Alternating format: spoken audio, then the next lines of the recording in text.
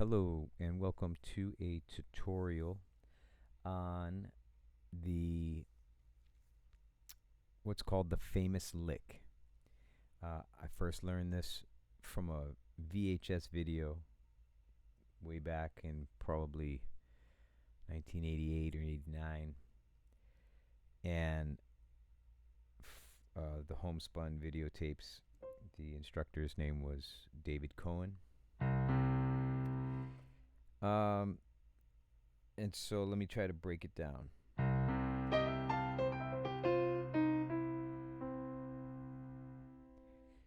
So we look at, if I'm holding C octaves in the left hand, I want to start on the 5 of that C, which would be the G. So my octave spread in my right hand starts on the G. And I'm going to grace off the flat 3 into the 3. And then those same fingers are going to be used over to the 4 and 6.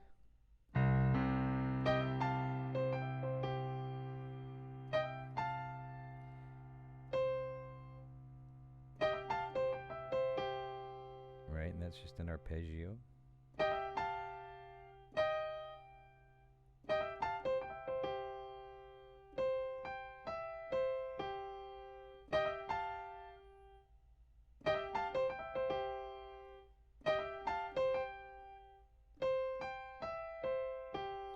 Just giving you several looks at it.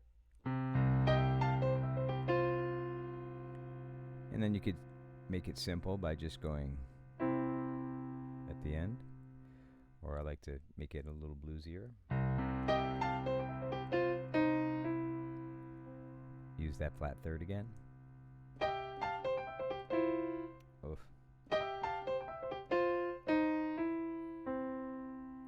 And there's a lot of different variations that you can do with just the timing of that, right? So that time I just kind of slid right off of that flat third instead of going. Sometimes I won't hit the C at the end, so sometimes I will.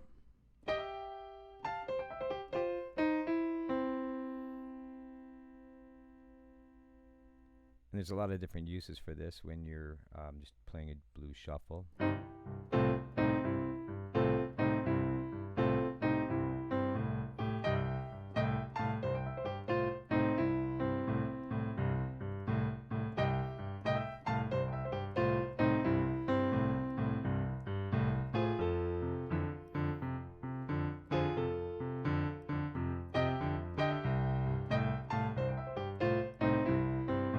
See, I anticipated while I was still on the 4 chord,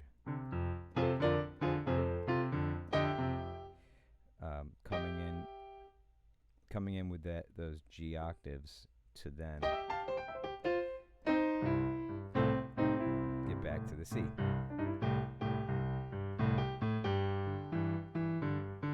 Now on the 5, you can keep that same G octaves in the right hand as your starting point, because it just brings you back to the 1. So we can do it on each, the 1, the 4, and the 5. So let's take a look.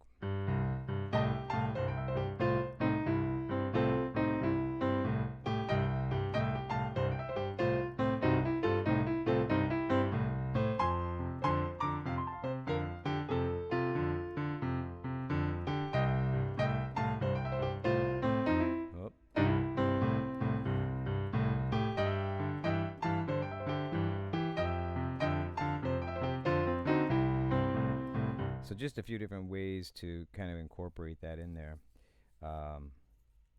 Sometimes on the 5, sometimes I'll do something like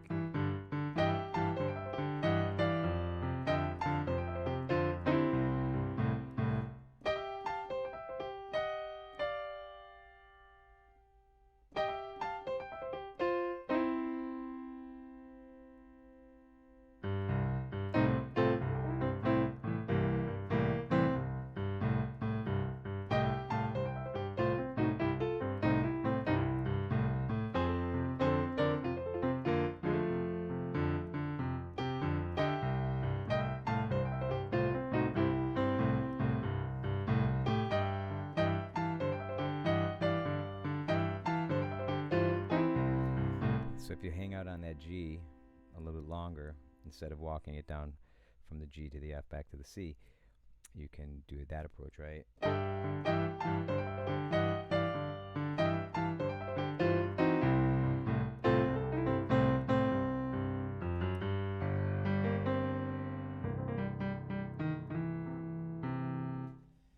So let's take a look back what I think we kind of uncovered or discussed. We starting on the 5 of whatever chord you're on. So if I'm on the C chord in my left hand, my right hand's going to start on the 5, right? The G octaves.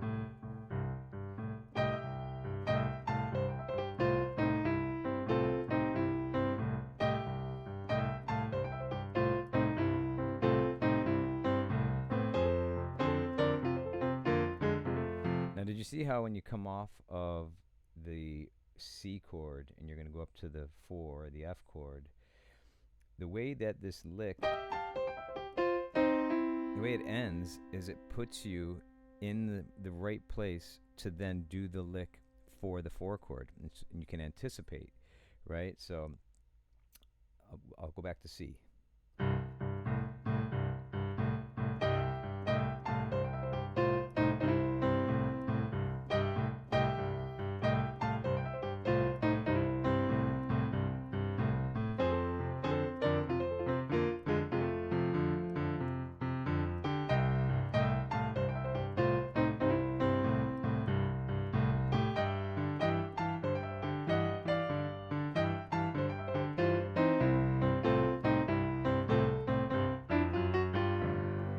That was a bad turnaround. I never do that one. It's such an easy thing too. I never just chromatically walk up from the 4.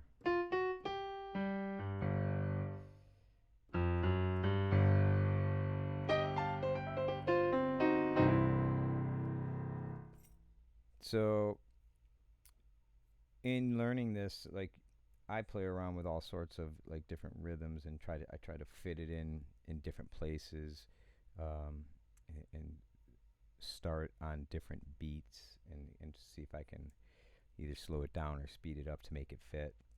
I'll try to give a demonstration of that. I'm just going to improvise and see what comes out. So let's take a look.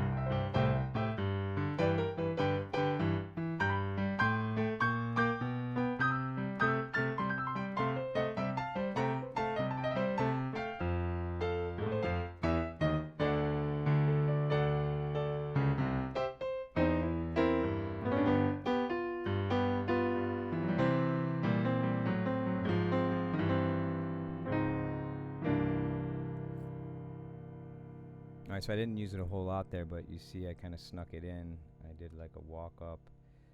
If my memory serves me, I think I used it as a walk up from the 5 back to the 1. So you can fit it in here and there on any of those chords if you just get used to. What took me a while is understanding that when I'm on the C, that I don't try to find the C in my right hand. And that's just like the way my brain wanted to work, was like if I was in C, I would start reaching for C. But you kind of have to think ahead and think, no, I got to go to the 5. But now I can go to the 4 chord, and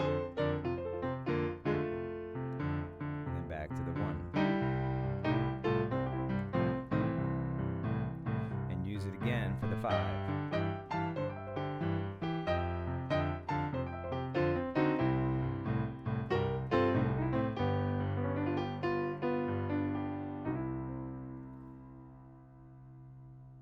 Alright, so that was a short little tutorial about the famous lick, and hope you enjoyed that.